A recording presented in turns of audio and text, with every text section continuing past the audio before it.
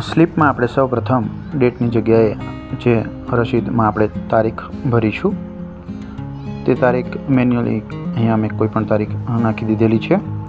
ત્યારબાદ અહીંયા તમને સ્લીપમાં ઉપર પાન નંબર દેખાશે, ત્યાં તમારે તમારા અકાઉન્ટ સાથે જે પાન કાર્ડ લિંક છે તે પાન નંબર અહીં ટાઈપ કરી દેવાનો રહેશે, લખી નાખવાનો રહેશે. તો અહીંયા મેં પાન કાર્ડ નંબર લખી નાખ્યો છે.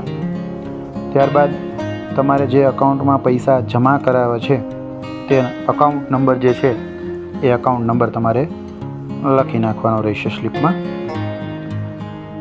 એ અકાઉન્ટ નંબર લખી દીધા બાદ નીચે અકાઉન્ટમાં જે તમારું નામ લખેલું છે એ પ્રમાણે સ્લીપમાં તમે આખું નામ તમારું લખી નાખવાનું રહેશે.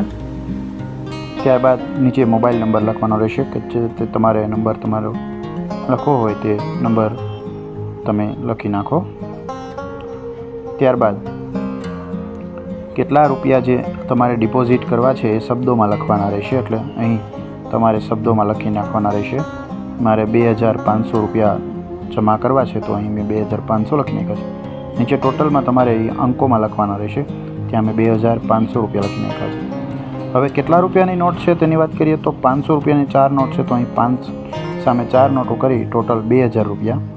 ત્યારબાદ 200 રૂપિયાની એક નોટ એટલે 200 રૂપિયા, એક નોટ 100 રૂપિયાની એટલે 100 રૂપિયા.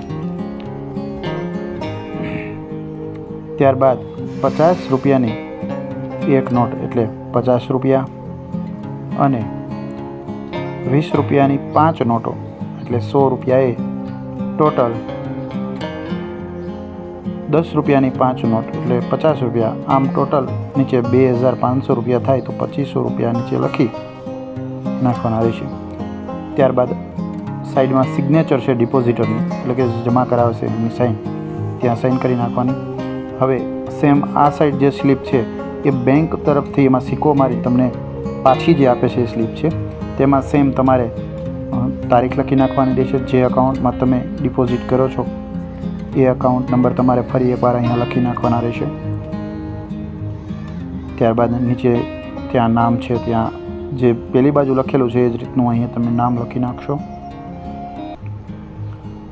જે અકાઉન્ટ મુજબ નામ લખી લીધા બાદ 2500 રૂપિયા આપણે ડિપોઝિટ કરવા છે તો 2500 રૂપિયા લખી નાખ્યા. નીચે ફરી એકવાર અહીંયા શબ્દોમાં છે તો શબ્દોમાં લખી નાખશું આપણે.